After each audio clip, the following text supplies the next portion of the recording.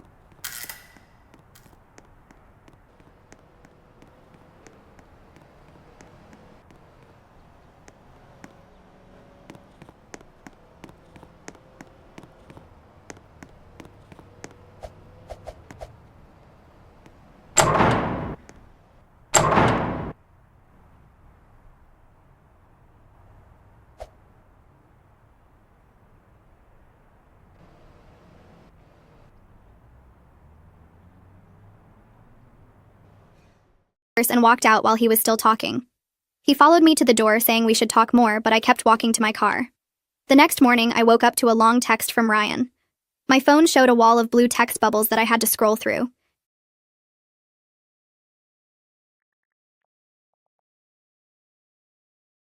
He apologized for getting angry last night, but then spent 3 paragraphs explaining why modern relationships need more structure and traditional roles.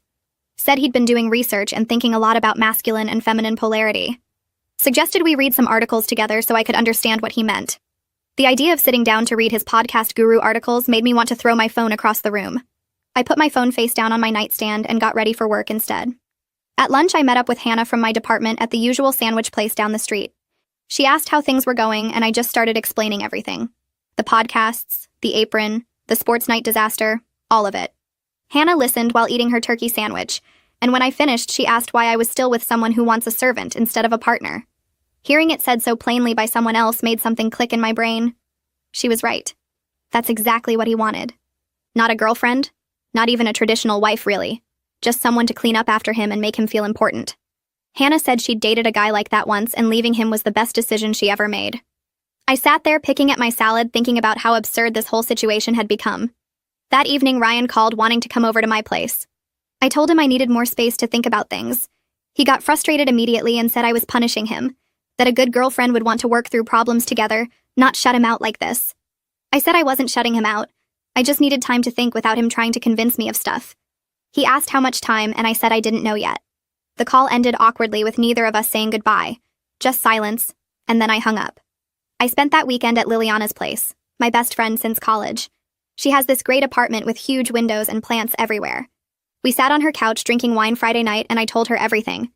Liliana listened and then said something that made me stop mid-sip. She pointed out that Ryan only started this traditional nonsense after his job performance review went badly back in July. He'd gotten passed over for a promotion he really wanted, and had been weird ever since. She thinks he's trying to feel powerful in his relationship because he feels powerless at work. I hadn't connected those dots before, but she was completely right. The timeline matched up perfectly. Sunday evening, I was back at my apartment making dinner when someone knocked on my door. I looked through the peephole and saw Ryan standing there holding flowers and wearing an apron. Not the pink ruffled one he'd bought me, but a plain blue one that looked new. I opened the door cautiously, and he said he wanted to cook dinner for me to prove he values partnership. Part of me wanted to slam the door, but I was curious if he'd actually had some self-awareness, or if this was another manipulation. I let him in, and he went straight to my kitchen, pulling ingredients out of a grocery bag. He'd brought stuff for pasta and kept talking while he cooked about how he'd been thinking all weekend. The dinner came out okay. Nothing special but edible. We sat down at my small table, and it was awkward from the first bite. Ryan kept trying to steer the conversation toward how we could blend traditional and modern values, find some middle ground that worked for both of us. But when I pressed him on specifics, it still sounded like me doing all the domestic work while we